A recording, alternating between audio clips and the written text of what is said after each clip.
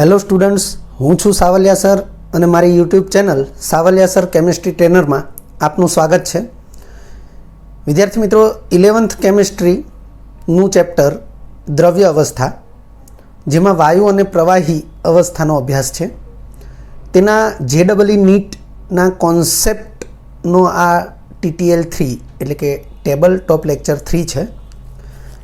Last lecture TTL 2, જેમાં આપણે hydrogen બંધ, આંતરાણવીય આકર્ષણ અને ઉષ્મીય ઉર્જાને અનુરૂપ ભૌતિક સ્વરૂપ, વાયુની લાક્ષણિકતાના પરિમાણ એટલે કે માપદંડ, તેમજ વાયુની લાક્ષણિકતા દર્શાવતા વિવિધ નિયમો, જે પૈકી બોયલના નિયમનો આપણે અભ્યાસ કરેલો. આ લેક્ચર એટલે કે TTL 3માં આપણે વાયુની લાક્ષણિકતા દર્શાવતા વિવિધ નિયમોમાં આગળ વધીશું. બોયલના નિયમ પછી જે નિયમ આવે છે ચાર્લ્સનો નિયમ, એનો અભ્યાસ કરીશું. ચાર્લ્સના નિયમ બાદ ગેલ્યુસેકનો નિયમ, ત્યારબાદ એવોગેડ્રોનો નિયમ અને એક અન્ય નિયમ એમોન્ટનનો નિયમ, એનો પણ આપણે અભ્યાસ કરીશું. તો શરૂઆત કરીએ. અહીં ટાઇટલ છે ચાર્લ્સનો નિયમ. વિદ્યાર્થી મિત્રો, ચાર્લ્સના નિયમથી આમ તો તમે પરિચિત જ છો. નિયત દબાણે નિશ્ચિત જથ્થાના વાયુ માટે વિધાન તો આપણે આવી રીતે લખી શકીએ.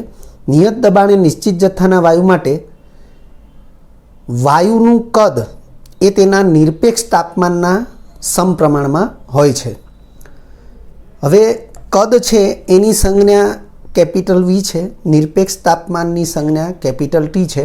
વિદ્યાર્થી મિત્રો, આપણે એવું જાણીએ છીએ કે નિરપેક્ષ તાપમાન એટલે કેલ્વિન તાપમાન. હવે V ચલે છે T હોય, ચલનની નિશાની દૂર કરીએ એટલે સપ્રમાણતા અચળાંક K આવશે. ટીને આપણે અહીંયા છેદમાં લઈએ તો V/T બરાબર K બરાબર અચળ થશે. આનો અર્થ એવો થશે કે નિયત દબાણે નિશ્ચિત જથ્થાના વાયુના કદ અને તેના નિરપેક્ષ તાપમાનનો ગુણોત્તર હંમેશા અચળ હોય છે.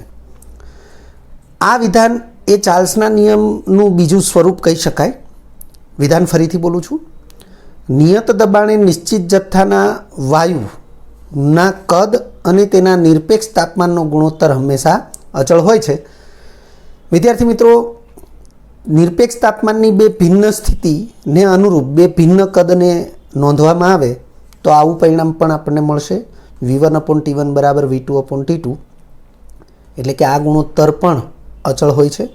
અને V1/T1 બરાબર V2/T2, આ જે સંબંધ છે એને ચાર્લ્સના નિયમનું ગાણિતિક સ્વરૂપ કહે છે.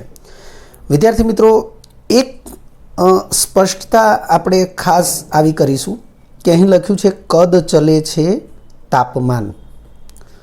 નિરપેક્ષ શબ્દને આપણે અહીંયા અત્યારે ધ્યાનમાં લેતા નથી. હિસ્ટ્રી કંઈક આવી છે કે ચાર્લ્સ જ્યારે વાયુની લાક્ષણિકતાના પ્રયોગો એટલે કે વાયુની લાક્ષણિકતાનો અભ્યાસ કરી રહ્યો હતો, તે સમયે નિરપેક્ષ તાપમાન એટલે કે કેલ્વિન તાપમાન એ અસ્તિત્વમાં નહોતું, એટલે કે એનું સંશોધન થયું નહોતું. એ સમયે અંશ સેલ્સિયસ માપક્રમ અસ્તિત્વમાં હતો. તાપમાન માપવા માટે આ એકમનો ઉપયોગ વ્યાપક રીતે થતો હતો. જ્યારે ચાર્લ્સ નામના વૈજ્ઞાનિકે નિયત દબાણે નિશ્ચિત જથ્થાના વાયુ એના તાપમાનમાં વધારો કર્યો તો કદમાં પણ વધારો નોંધાયો, અને તાપમાનમાં ઘટાડો કર્યો તો કદમાં પણ ઘટાડો નોંધાયો. અર્થ કે કદ અને તાપમાન વચ્ચે એ સમચલનનો સંબંધ એ દર્શાવી શકાય.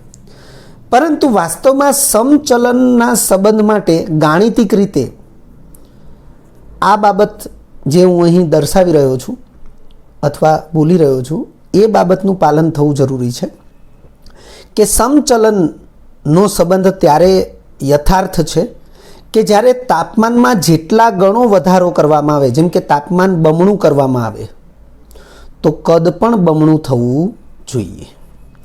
તાપમાન અડધું કરવામાં આવે તો કદ પણ અડધું થવું જોઈએ.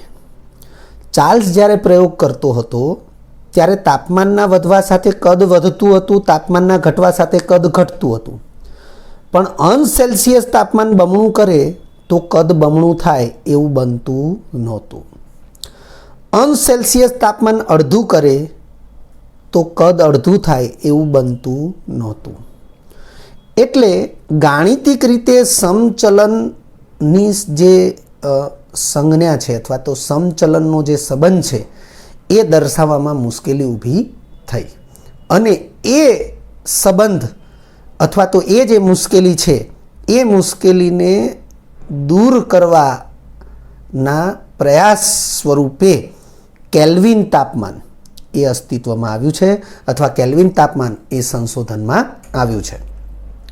વિદ્યાર્થી મિત્રો, ચાર્લ્સના નિયમનો જે આલેખ છે એ આલેખને આપણે સમદાબી આલેખ કહીશું, કારણ કે નિયત દબાણે આલેખ કદ વિરુદ્ધ તાપમાનનો છે. અહીં આપણે કદ વિરુદ્ધ તાપમાનનો આલેખ જે દર્શાવી રહ્યા છીએ એ કદ વિરુદ્ધ અંશ સેલ્સિયસ તાપમાનનો આલેખ છે. એ આપણે ખાસ ધ્યાનમાં લઈશું, કારણ કે જે પ્રયોગો થયા છે એ પ્રયોગોના પરિણામ એ અંશ સેલ્સિયસ તાપમાનને અનુલક્ષીને મળેલા છે.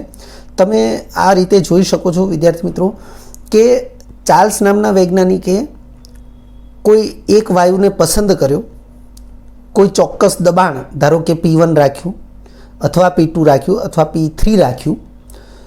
ધારો કે P1 દબાણ રાખ્યું છે તો એ દબાણ આખા પ્રયોગ દરમિયાન અચળ રહેશે. જેમ જેમ વાયુનું તાપમાન ઘટાડે છે એમ વાયુનું કદ પણ ઘટે છે. એટલે આલેખ આ પ્રકારે આપણને જોવા મળે છે. જેમ અંશ સેલ્સિયસ તાપમાન ઘટતું જાય વાયુનું કદ ઘટતું જાય. પ્રયોગ દરમિયાન કંઈક આવી એક સ્થિતિ આવે છે કે અમુક નીચા તાપમાને જતાં તે વાયુ એ વાયુ સ્વરૂપ ન રહેતા પ્રવાહી સ્વરૂપ ધારણ કરે છે. તો જ્યારે વાયુ પ્રવાહી સ્વરૂપ ધારણ કરે ત્યારે પ્રયોગમાં આગળ વધી શકાય નહીં, કારણ કે વાસ્તવમાં પ્રયોગ જે થઈ રહ્યો છે એ વાયુની લાક્ષણિકતાઓને સમજવાનો પ્રયોગ થઈ રહ્યો છે. એટલે જ્યારે વાયુ પ્રવાહી અવસ્થામાં ફેરવાઈ જાય ત્યારે એ પ્રયોગમાં આગળ વધી શકાય નહીં. ચાર્લ્સ નામના વૈજ્ઞાનિકે જુદા જુદા વાયુઓ માટે તેમજ પ્રત્યેક વાયુ માટે જુદા જુદા અચળ દબાણે પ્રયોગો કર્યા, પરંતુ દરેક પ્રયોગ માટેના આલેખ એ કોઈ નીચા તાપમાને આ પ્રકારે એ અટકી જતા હતા. કારણ કે નીચા તાપમાને વાયુનું પ્રવાહીમાં રૂપાંતર થઈ જાય એટલે ત્યાંથી પ્રયોગ આગળ વધી શકે નહીં, કારણ કે પ્રયોગ એ વાસ્તવમાં વાયુની લાક્ષણિકતા સમજવાનો હતો. અને આ પ્રકારે અનેક પ્રયોગો કર્યા, પરંતુ જે સમસ્યા હતી કે અંશ સેલ્સિયસ તાપમાન બમણું કરે તો કદ બમણું થતું નહોતું, અંશ સેલ્સિયસ તાપમાન અડધું કરે તો કદ અડધું થતું નહોતું. એ જ પ્રમાણે અંશ સેલ્સિયસ તાપમાન જેટલા ગણું પણ કરે તો કદ એટલા ગણું થવું જોઈએ, પરંતુ એ પ્રમાણે કોઈ અવલોકન મળતા નહોતા. હિસ્ટ્રી આ પ્રકારની પણ છે. ચાર્લ્સ એની આ જે મુશ્કેલી છે, આમ તો સામાન્ય રીતે કોઈ એક વૈજ્ઞાનિક સંશોધન કરતો હોય અને જો એને કંઈ મુશ્કેલી પડે તો એ અન્ય વૈજ્ઞાનિકની સલાહ સૂચન એ લેતા હોય છે. તો હિસ્ટ્રી એવી છે કે ચાર્લ્સ જે છે એણે એ સમયે ગેલ્યુસેકની મદદ લીધેલી છે અને ગેલ્યુસેકે એને એક સલાહ આપેલી છે કે ચાર્લ્સ એ ગમે તે તાપમાનથી પ્રયોગ શરૂ કરતો હતો અને તાપમાનમાં વધારો અને ઘટાડો કરી અને કદના જે મૂલ્યો છે એ નોંધતો હતો, પરંતુ ગેલ્યુસેકે એને એવી સલાહ આપી કે કોઈ પણ વાયુને 0°C તાપમાને પહેલાં લાવી દેવો અને ત્યાંથી જ એનું તાપમાન વધારી અથવા ઘટાડી અને કદના અવલોકનો લેવા. ફરીથી કે ગેલ્યુસેક નામના વૈજ્ઞાનિકે ચાર્લ્સને આવી સલાહ આપી કે ગમે તે તાપમાનથી પ્રયોગ શરૂ ન કરવો, પરંતુ પ્રયોગ માટે નિયત દબાણે જે નિશ્ચિત જથ્થાનો વાયુ લેવામાં આવે એને સૌ પ્રથમ 0°C તાપમાને લાવી દેવો અને 0°C તાપમાને એનું જે કદ છે એ નોંધી લેવું અને ત્યારબાદ એના તાપમાનમાં વધારો અથવા ઘટાડો કરી અને કદમાં થતા ફેરફારને નોંધવા. આમ કરીને પણ એટલે કે આ સલાહનું પાલન કરીને પણ ચાર્લ્સ અને ગેલ્યુશેકે સંયુક્ત રીતે પ્રયોગો કર્યા, પરંતુ આલેખ આ પ્રકારના જ મળ્યા અને આ જે મુશ્કેલી હતી અથવા આ જે તકલીફ હતી એ તો દૂર થઈ જ નહીં. અને એ તકલીફ એ જ છે કે °C તાપમાન બમણું કરવામાં આવે, 3 ગણું કરવામાં આવે, 4 ગણું કરવામાં આવે, પરંતુ સામે કદ, વાયુનું કદ એ એને અનુરૂપ બમણું, 3 ગણું કે 4 ગણું થતું નહોતું. તો આ જે મુશ્કેલી છે એ મુશ્કેલીનું નિરાકરણ એ ત્યારે આવ્યું નહીં. અને પછી આ પ્રકારના જેટલા પણ વાયુ માટે અલગ અલગ નિયત દબાણે પ્રયોગો થયા એના પરિણામો અને એના આલેખો લઈ અને ચાર્લ્સ નામનો વૈજ્ઞાનિક એ કેલ્વિન નામના વૈજ્ઞાનિકને મળે છે. કેલ્વિન એ ચાર્લ્સના પ્રયોગોના પરિણામોને તપાસે છે. બધા જ આલેખો એ આ પ્રકારના એણે જોયા ત્યારે કેલ્વિન નામના વૈજ્ઞાનિકે એવી સલાહ આપી કે આ આલેખ એને સૈદ્ધાંતિક રીતે ઋણ x અક્ષની દિશામાં એને લંબાવવા એવી એ કેલ્વિન નામના વૈજ્ઞાનિકે સલાહ આપી. અને એ ઋણ x અક્ષની દિશામાં જ્યારે બધા આલેખને લંબાવવામાં આવ્યા સૈદ્ધાંતિક રીતે ત્યારે એ ઋણ x અક્ષ ઉપર -273.15° તાપમાને એ બધા આલેખ એ સ્પર્શ્યા અથવા છેદ્યા. વિદ્યાર્થી મિત્રો, આ માટે કેલ્વિને ચાર્લ્સને એવી પણ સલાહ આપી કે આપણે એવું ધારી લઈએ કે ગમે તેટલા નીચા તાપમાને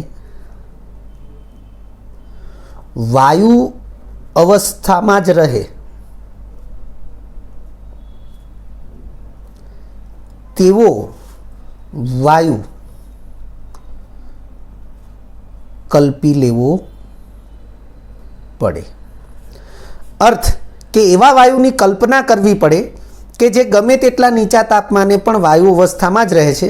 કારણ કે વાસ્તવિક પ્રયોગ દરમિયાન આ ચાર્લ્સ નામના વૈજ્ઞાનિકે જ્યારે વાસ્તવિક પ્રયોગો કર્યા ત્યારે વાસ્તવિક પ્રયોગ દરમિયાન નીચા તાપમાને વાયુ એ પ્રવાહી અવસ્થા ધારણ કરી લે એટલે પ્રયોગ ત્યાં અટકી જાય. પરંતુ કેલ્વિને એવી સલાહ આપી કે ગમે તેટલા નીચા તાપમાને પણ વાયુ અવસ્થામાં જ રહે છે તેવું આપણે કલ્પી લઈએ અને આ બધા આલેખો જે છે એને ઋણ x અક્ષ દિશામાં સૈદ્ધાંતિક રીતે જો આગળ વધારીએ તો એ જાણવા મળ્યું કે બધા જ આલેખ એ -273.15° તાપમાનનું બિંદુ છે ત્યાં છેદે છે. એટલે ગણતરી માટે આપણે ફક્ત -273° પણ વિચારી શકીએ છીએ.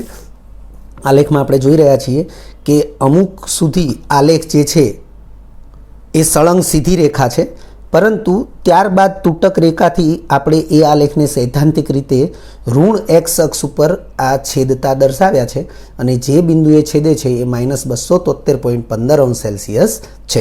વિદ્યાર્થી મિત્રો, અન્ય એક બાબત પણ તમે જોઈ શકો છો કે P1, P2, P3 આ બધા જે અલગ અલગ નિયત દબાણો છે અને એને અનુરૂપ પ્રયોગો થયેલા છે તો એમાં P1 એ નીચું દબાણ છે, P2 એ ઊંચું દબાણ છે, P3 એ એનાથી પણ ઊંચું દબાણ છે, જે દર્શાવે છે કે નીચા દબાણે કદ વધુ છે. જેમ દબાણ નિયત દબાણને વધારવામાં આવે છે, P2 ઊંચું દબાણ છે તો કદ સાપેક્ષમાં ઘટી જાય છે, P3 એનાથી પણ ઊંચું દબાણ છે તો કદ સાપેક્ષમાં એનાથી પણ ઘટી જાય છે. આપણે આ બાબતને ખાસ ધ્યાનમાં રાખીશું. અહીં આપણે એ વિધાનનો ઉલ્લેખ કર્યો જ છે, લખ્યું છે કેલ્વિનના મત મુજબ ચાર્લ્સના કદ વિરુદ્ધ °C તાપમાનના આલેખને, આ કદ y અક્ષ ઉપર, °C તાપમાન એ x અક્ષ ઉપર, તો કેલ્વિનના મત મુજબ ચાર્લ્સના કદ વિરુદ્ધ અંશ સેલ્સિયસ તાપમાનના આલેખને ઋણ એક્સ અક્ષ તરફ સૈદ્ધાંતિક રીતે લંબાવીએ તો તે -273 અંશ સેલ્સિયસ ધરાવતા બિંદુએ છેદે છે. આપણે આલેખમાં તૂટક રેખા એ સમજાવેલી છે, એ જ પ્રમાણે એને આપણે સમજીએ છીએ. તમે જોઈ શકો છો આલેખમાં આ તૂટક રેખા જે છે એ તૂટક રેખા એ સૈદ્ધાંતિક રીતે આલેખને એ ઋણ એક્સ અક્ષની દિશામાં લંબાવેલી છે એવું દર્શાવે છે. અને એ આલેખ એ -273 અંશ સેલ્સિયસ તાપમાને ઋણ એક્સ અક્ષને છેદે છે,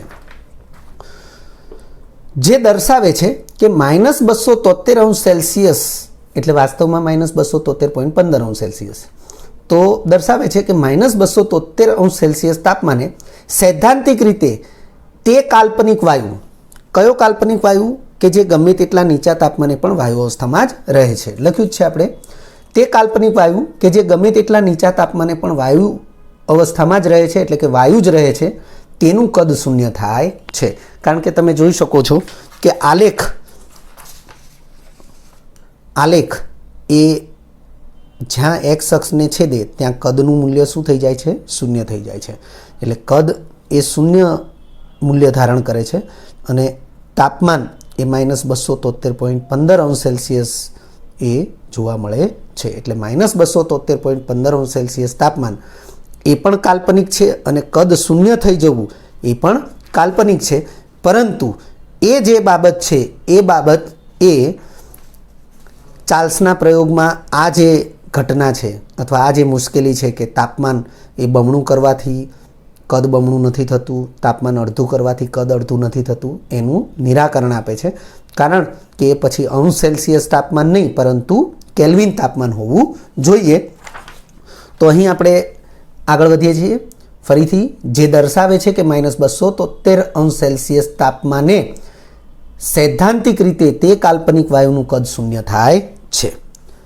આ તાપમાનને એટલે કે -273 અંશ સેલ્સિયસ તાપમાનને નિરપેક્ષ શૂન્ય તાપમાન અથવા શૂન્ય કેલ્વિન તાપમાન કહે છે.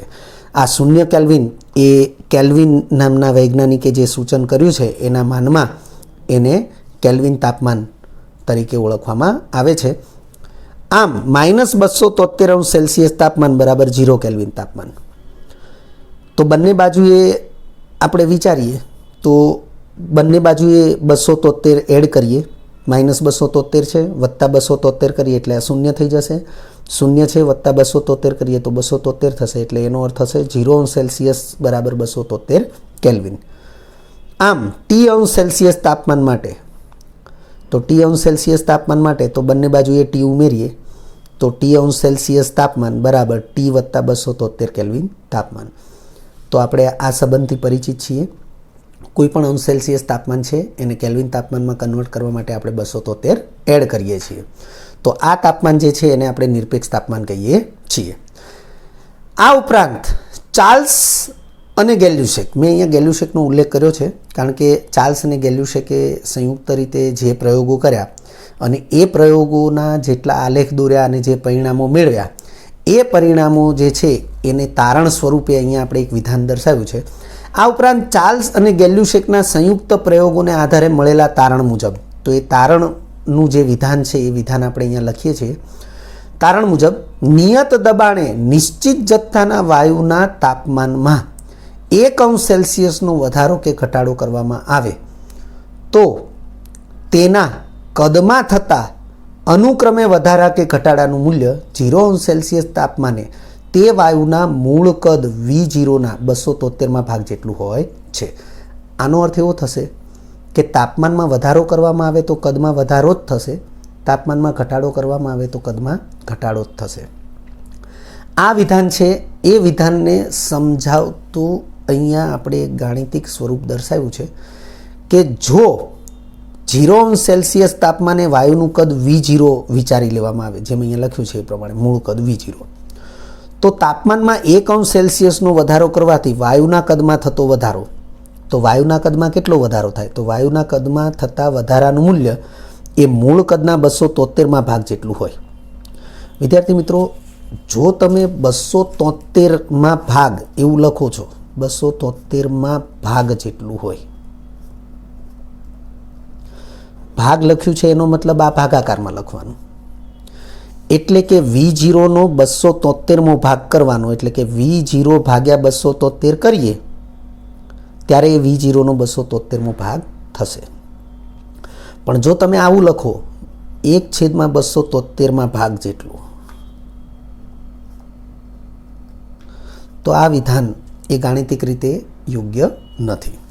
એટલે આપણે અહીં લખીએ છીએ કે વાયુના મૂળ કદ V0ના 273માં ભાગ જેટલું હોય છે. જો 0°C તાપમાને વાયુનું કદ V0 હોય, વિદ્યાર્થી મિત્રો, વાયુના મૂળ કદને V0 લઈએ છીએ, તાપમાનમાં 1°C વધારો કરીએ છીએ તો કદમાં થતો વધારો એ V0ના 273માં ભાગ જેટલો, એટલે V0 ભાગ્યા 273 થશે, જેને આપણે V0 ગુણ્યા 1/273 પણ લખી શકીએ.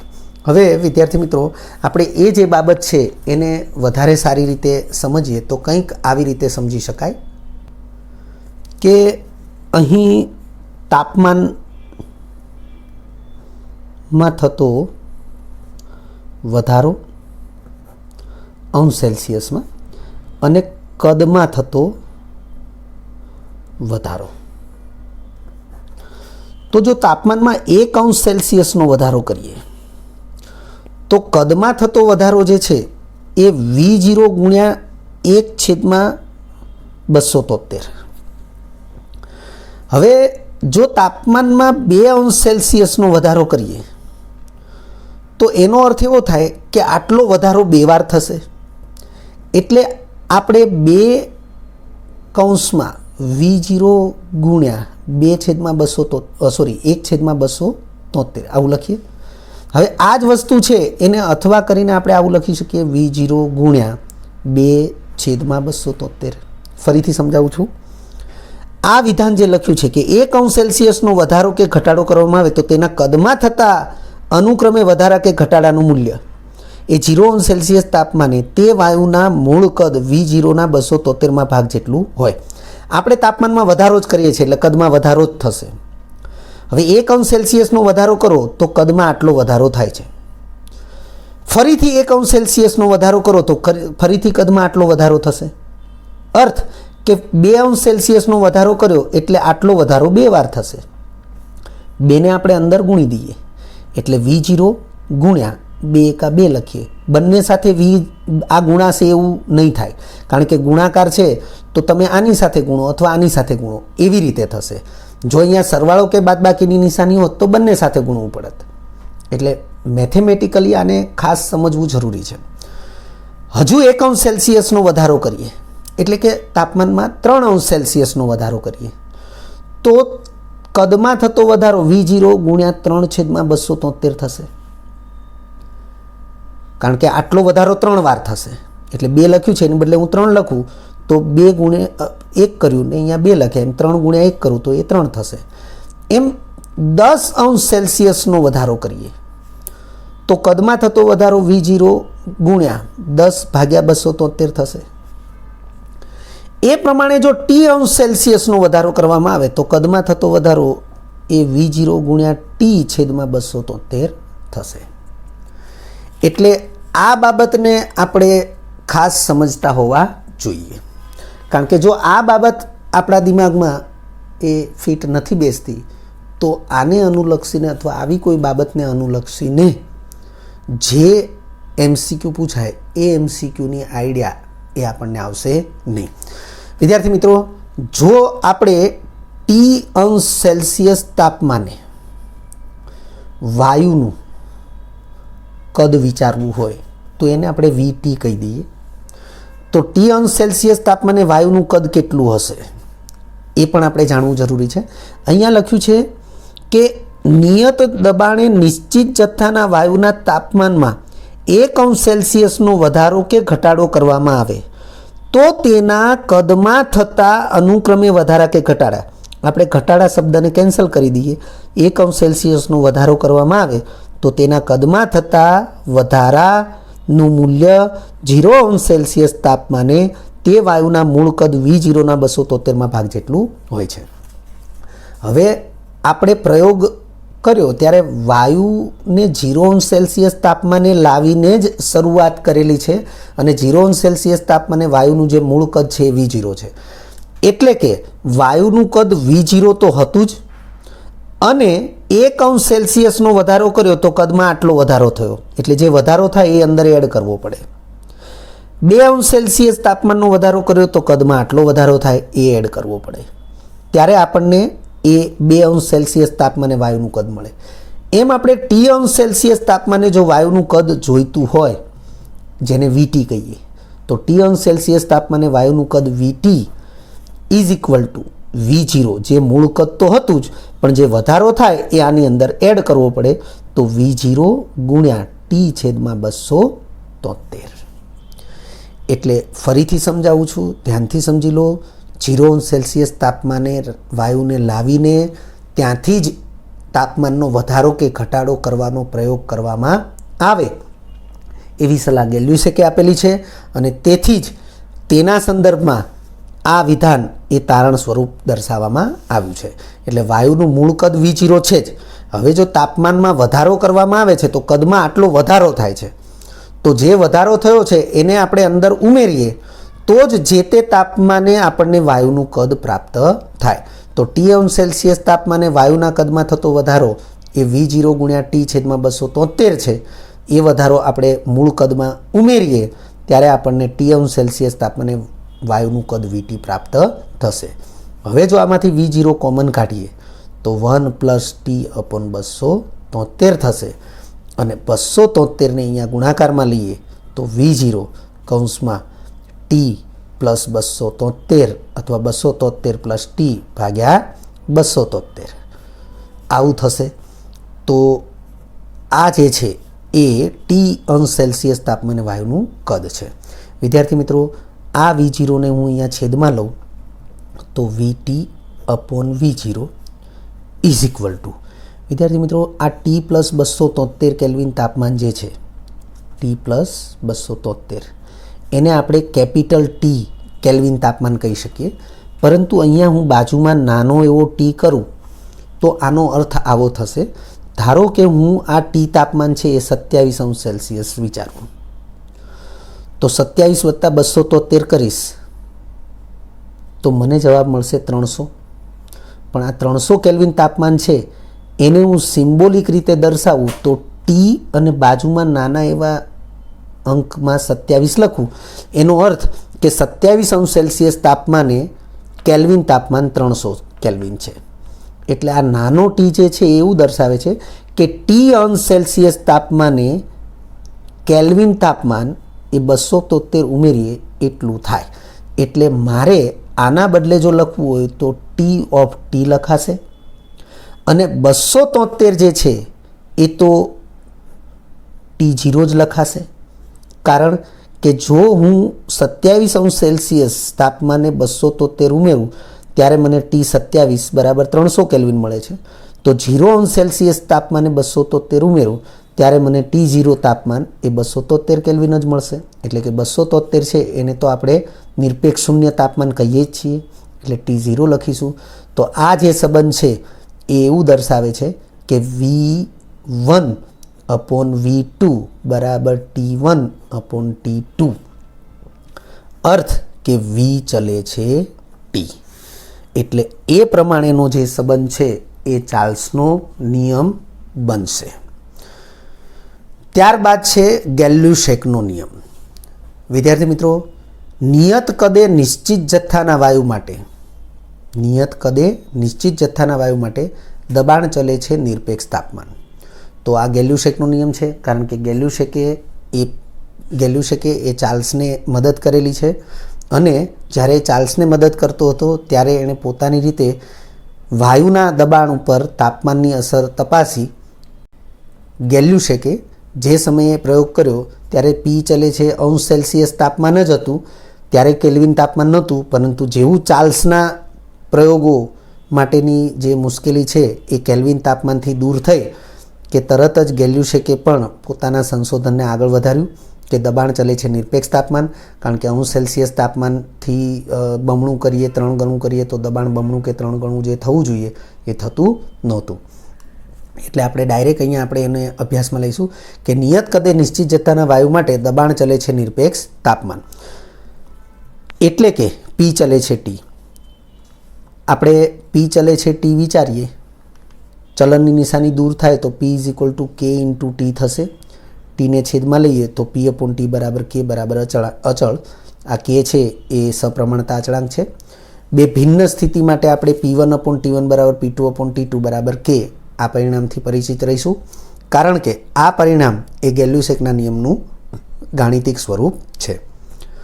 આલેખ જે છે એ દબાણ વિરુદ્ધ અંશ સેલ્સિયસ તાપમાનનો આલેખ જ આપણે અહીંયા દર્શાવ્યો છે. આલેખ એ નિયત કદે હોવાથી એને સમકદી આલેખ કહેવાય અથવા એને આઇસોકોર ગ્રાફ કહેવાય. તમે અહીંયા પણ જોઈ શકો છો કે કદ એ અચળ વિવિધ કદ લીધા છે. ધારો કે V1 કદે પ્રયોગ કર્યો તો આખા પ્રયોગ દરમિયાન V1 કદ જે છે એ અચળ રહેશે, પરંતુ તાપમાન ઘટવાથી દબાણ ઘટે છે એટલે આલેખ આ પ્રકારનો મળશે. એ જ રીતે પ્રયોગમાં V2 કદ અચળ રાખ્યું, તાપમાન ઘટવાથી દબાણ ઘટે છે એટલે આલેખ આ રીતે મળશે. હવે તમે જોઈ શકો છો કે અહીંયા V1, V2, V3 જે છે એ પૈકી V1ની સાપેક્ષે V2 કદ મોટું છે, એની સાપેક્ષે V3 કદ મોટું છે, કારણ કે કદ વધશે એમ દબાણ ઘટશે. એટલે જેનું કદ નાનું છે એમાં દબાણ ઊંચું છે, કદ વધ્યું તો દબાણ ઘટ્યું એવું અહીંયા દર્શાવેલું છે. તો અહીંયા પણ તમે જોઈ શકો છો કે અમુક નીચા તાપમાને જ્યારે વાયુ એ પ્રવાહી અવસ્થામાં ફેરવાઈ જાય ત્યારે એ પ્રયોગને અટકાવી દેવો પડે. તો અહીં પણ એ જ ઘટનાને ધ્યાનમાં લીધેલી છે અને એ સૈદ્ધાંતિક રીતે ગ્રાફને આગળ વધાર્યો ત્યારે આ પ્રકારે -273° તાપમાને એ આલેખ એક્સ અક્ષને ઋણ એક્સ અક્ષને છેદે છે. ત્યારબાદ ચોથો નિયમ છે એવોગેડ્રો નિયમ. વિદ્યાર્થી મિત્રો, એવોગેડ્રો નિયમ તો નિયત તાપમાને અને નિયત દબાણે વાયુનું કદ ચલે છે વાયુનો જથ્થો. વાસ્તવમાં નિયમનું વિધાન જે છે એનાથી તમે પરિચિત જ છો. નિયમનું વિધાન કંઈક એવું છે કે નિયત તાપમાને અને નિયત દબાણે બે ભિન્ન વાયુઓના સમાન કદમાં તેઓની અણુ સંખ્યા અથવા મોલ સંખ્યા સમાન હોય છે. પરંતુ અહીં આપણે આવી રીતે દર્શાવીએ છીએ કે નિયત તાપમાને અને નિયત દબાણે વાયુનું કદ એ તેના જથ્થાના સમપ્રમાણમાં હોય છે. વિદ્યાર્થી મિત્રો, વાયુનો જથ્થો અથવા કોઈ પણ પદાર્થનો જથ્થો એ દળથી, કદથી એવી રીતે પણ દર્શાવી શકાતું હોય છે, પરંતુ અહીં જથ્થાના એસઆઈ એકમ મોલને આપણે ધ્યાનમાં લઈશું ખાસ. એટલે આપણે વાયુના કદ માટે કેપિટલ V સિમ્બોલ દર્શાવ્યો છે અને વાયુના જથ્થા માટે સ્મોલ n, જ્યાં સ્મોલ n એ મોલ સંખ્યા દર્શાવી છે. ચલનની નિશાની આપણે દૂર કરીએ તો અચળાંક આવશે, તો V અપોન n બરાબર K અચળ થશે. એટલે કે નિયત તાપમાને નિયત દબાણે આપણે કોઈ પણ વાયુના કદ અને તેના જથ્થાનો ગુણોત્તર એ અચળ હોય છે એવું આપણે ધ્યાનમાં રાખીશું. વિદ્યાર્થી મિત્રો, એવોગેડ્રોના નિયમ સિવાય આપણે બોઇલ, ચાર્લ્સ અને ગેલ્યુસેક આ જે 3 નિયમો ભણ્યા, તો તમે એક આ ટ્રાયેંગલને ખાસ ધ્યાનમાં રાખજો. P, V અને T ટ્રાયેંગલના દરેક ખૂણા ઉપર આપણે એક એક રાશિ એ લખેલી છે, દબાણ, કદ અને તાપમાન. n અચળ, n કહેતા જથ્થો અચળ હોય ત્યારે દબાણ અને કદ વચ્ચેનો સંબંધ છે એ બોઇલના નિયમથી દર્શાવાશે. કદ અને તાપમાન વચ્ચેનો જે સંબંધ છે એ ચાર્લ્સના નિયમથી દર્શાવાશે અને એ જ પ્રમાણે દબાણ અને તાપમાન વચ્ચેનો જે સંબંધ છે એ ગેલ્યુસેકના નિયમથી દર્શાવાશે. એટલે આ જે બાબત છે એ ટ્રાયેંગલથી આપણે સારી રીતે એ યાદ રાખી શકીએ છીએ. જેમ કે બોઇલનો નિયમ આપણે વિચારવો હોય તો દબાણ અને કદ વચ્ચેનો સંબંધ દર્શાવે છે અને વિરુદ્ધમાં જે રાશિ છે એ અચળ છે.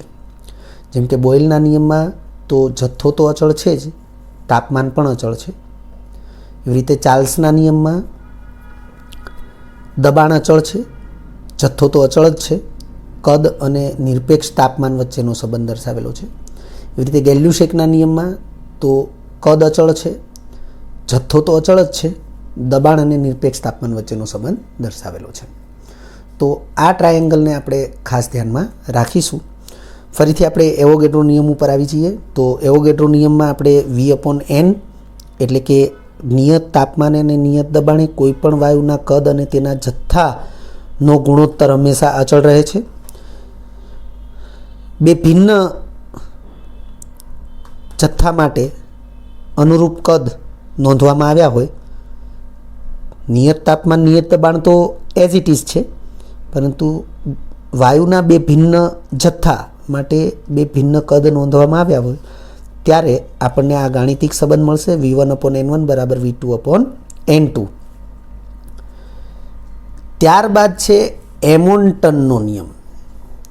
વિદ્યાર્થી મિત્રો, આ એમોન્ટનનો નિયમ જે છે એ વાસ્તવમાં કંઈક આવી હિસ્ટ્રી છે કે ચાર્લ્સને જે મુશ્કેલી નડી એના નિરાકરણ માટે એણે પહેલાં ગેલ્યુસેકનો કોન્ટેક્ટ કર્યો. જ્યારે નિરાકરણ ન આવ્યું ત્યારે એણે કેલ્વિનનો કોન્ટેક્ટ કર્યો અને કેલ્વિન તાપમાનથી એ નિરાકરણ આવી ગયું.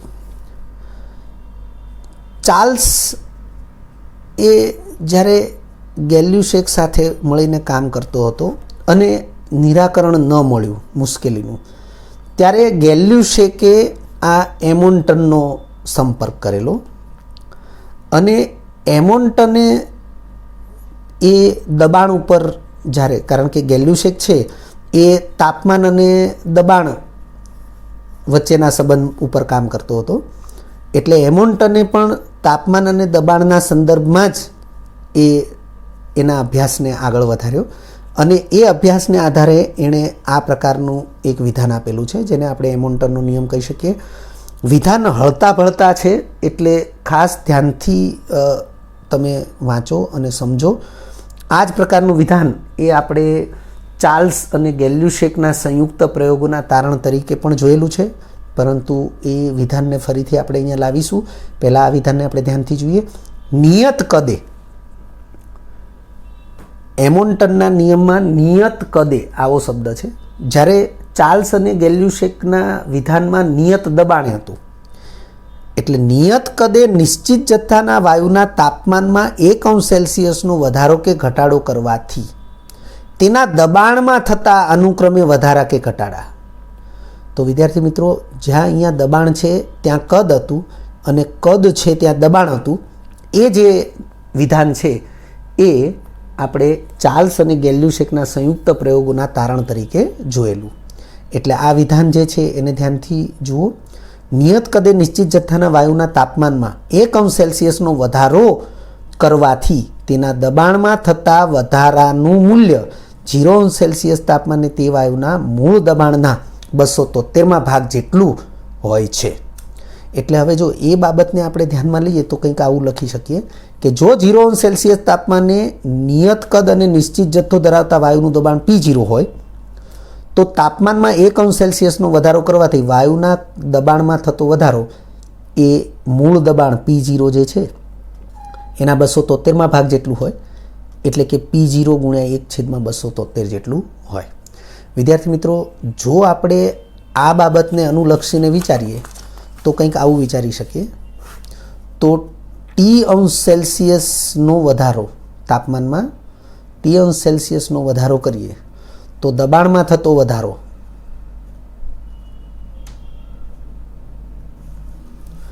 એ P0 × T/273 થશે અને T°C તાપમાને વાયુનું દબાણ વિચારવામાં આવે જેને આપણે T કહીએ તો એ P0 વત્તા P0 × T/273 થશે. એટલે કે P0 કોમન કાઢીએ અને લસા લઈએ તો 273 વત્તા T/273 થશે. તો આપણે 273 વત્તા T છે એને આપણે T લખીશું, છેદમાં 273 છે એને T0 લખીશું. P0 ને અહીંયા છેદમાં લઈ લઈએ તો PT/P0 થશે. અર્થ કે PT ચલે છે TT, P0 ચલે છે T0 અર્થ કે પી ચલે છે ટી થશે. તો વિદ્યાર્થી મિત્રો, આ જે સ્વરૂપ છે એ ગેલ્યુસેકના નિયમનું જ છે. અર્થ કે એમોન્ટનના નિયમની ફલશ્રુતિ એ વાસ્તવમાં ગેલ્યુસેકનો જ નિયમ થશે. વિદ્યાર્થી મિત્રો, જો તમને આ વિડીયો લેક્ચર ગમ્યો હોય તો લાઇક આપજો, શેર કરજો અને સબસ્ક્રાઈબ પણ કરજો. અગાઉના લેક્ચરનું રિવિઝન અને પાઠ્યપુસ્તકનું વાંચન કરતા રહેજો. આ લેક્ચર અંગે કોઈ પણ ડિફિકલ્ટી હોય તો મને વોટ્સઅપ કરી શકાય. આભાર. ફરી મળીશું નવા વિડીયો લેક્ચરમાં.